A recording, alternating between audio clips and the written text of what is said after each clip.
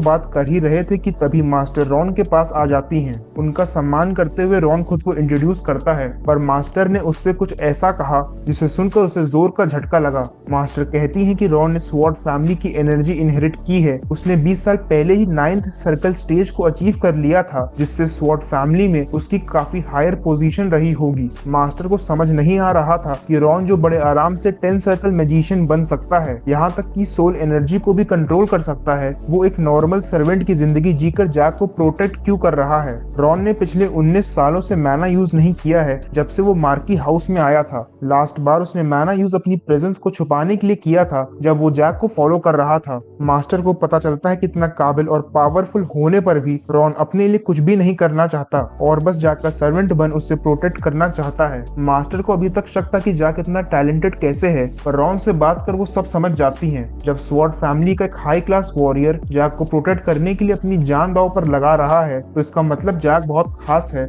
पर अभी भी जैक बहुत सी चीजों से अनजान था। गोंजाल्स वाइस नाइट कैप्टन बनने के लिए मेहनत कर रहा था और जैक उसे इसी पोजीशन का ऑफर देता है। जैक उसके ऊपर बैठ उसकी तरफ हाथ बढ़ाता है। गोंजाल्स को लगा कि वो मरने वाला है, पर जैक उसमें एनर्जी फ्लो कराने लगता है। जैक को गोंजाल्स के साथ मैजिक सर्कल्स फील हुए जो उसके दिल के पास रोटेट कर रहे थे। इन्हें सर्कल्स कहते हैं, पर इनका शेप डायमंड जैसा है। जैक अपनी स्पेल कास्ट करता है और उसके मैजिक से वहां एक और सिमिलर सर्कल फॉर्म होने लगता है। रूम में एक एनर्जी रिलीज हुई, जिसके साथ जैक भी अपना काम पूरा कर चुका था। उसने मैजिक से आर्टिफिशियली एक सर्कल बना दिया था, जिसकी वजह से गोंजाल्स अब एक 8 सर्कल मैजिशियन बन चुका है। जैक बताता है कि सर्कल टेम्पररी है और बस 3 से 5 महीने के लिए ही उसकी बॉडी में रहेगा। पर इसी के साथ जैक गोंजाल्स को वार्न करता है कि अगर अब से उसने उसके ऑर्डर्स फॉलो नहीं किए तो वो एक ऐसी मौत मरेगा जिसकी उसने कभी कल्पना भी नहीं की होगी। जैक गोंजाल्स से पूछता है कि उसने ये रूमर्स तो सुने ही होंगे कि उसे ब्लैक मैजिक यूज करना आता है। कुछ टाइम पहले जब जैक को फेलोन की कंडीशन की वजह से मार्की ने प्रिजन में कैद किया था, तब ये रूमर्स फैलाए गए थे कि जैक को ब्लैक मैजिक यूज करना आता है।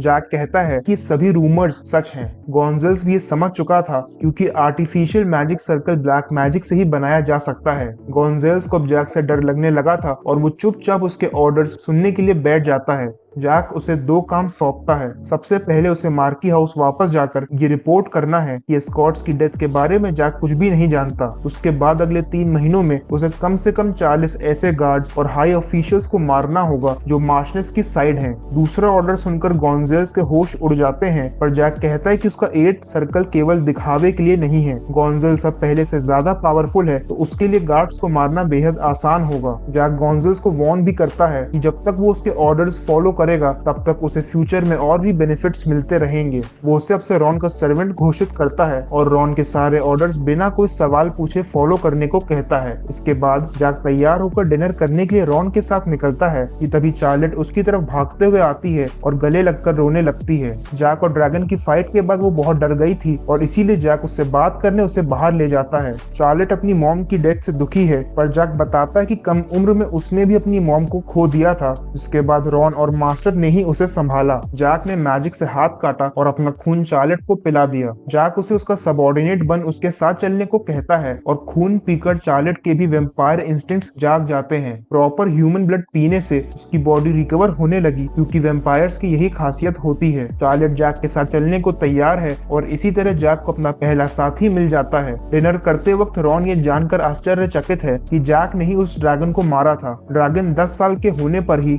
5 सर्कल मैना हार्ट बना लेते हैं और 50 साल के होने तक वो मास्टर स्टेज पर पहुंच जाते हैं, यानी उनके पास 10 सर्कल का मैना हार्ट होता है। ड्रैगन्स ड्रैगनॉइड ट्रांसफॉर्मेशन का यूज कर अपने ड्रैगन फॉर्म को ह्यूमन बॉडी में कन्वर्ट भी कर सकते हैं। जहां उनके ओरिजिनल फॉर्म में उनका मैजिक पावरफुल होता है, वहीं ह्यूमन फॉर्म उनके क्लोज कॉम्बैट स्किल्स को निखारता है। उस ड्रैगन को जैक इसीलिए मार पाया क्योंकि उसे फाइटिंग का एक्सपीरियंस नहीं था, वरना जैक के लिए भी ड्रैगन को मार पाना इम्पॉसिबल है, क्योंकि वो अभी बस एक सेकंड सर्कल मैजिशियन ही है। पर इन सबके बीच गौर करने वाली बात यह है कि रॉन को ड्रैगन्स के एग्जिस्टेंस की बात जानकर बिल्कुल भी हैरानी नहीं हुई। जहां मर्सिनरी ग्रुप के लोग ड्रैगन्स की बात सुनकर जैक का मजाक उड़ा रहे थे, वहीं रॉन सब कुछ शांति से सुन रहा था, जैसे उसे ड्रैगन्स के बारे में पहले से ही पता हो। जैक ये भी रियलाइज करता है कि रॉन के पास्ट के बारे में वो ज्यादा कुछ नहीं जानता। वो समझता है कि हर इंसान को अपने सीक्रेट्स रखने का हक है और इसीलिए वो रॉन की पर्सनल लाइफ में इंटरफेयर नहीं करना चाहता। पर एक चीज थी जो जैक कंफर्म करना चाहता था। वो रॉन से डायरेक्टली पूछ लेता है कि क्या उसके टल्कन एम्पायर से कुछ रिलेशंस हैं, क्या वो टल्कन एम्पायर का स्पाई है। रॉन इससे साफ इनकार कर देता है और उसे कॉन्फिडेंट देख जैक को उसकी लॉयल्टी पर जो लेश मात्र शक था वो भी दूर हो जाता है। तभी वहां बैठी मास्टर जैक से कहती हैं कि उन्हें भी अब उस पर पूरा भरोसा है, क्योंकि जैक ने गोंजाल्स पर उनकी टेक्निक बॉन्ड ऑफ डार्कनेस का यूज किया था। इस टेक्निक का इजाद मास्टर ने किया है और पूरी दुनिया में उनके अलावा केवल जैक ही इसे यूज करना जानता है।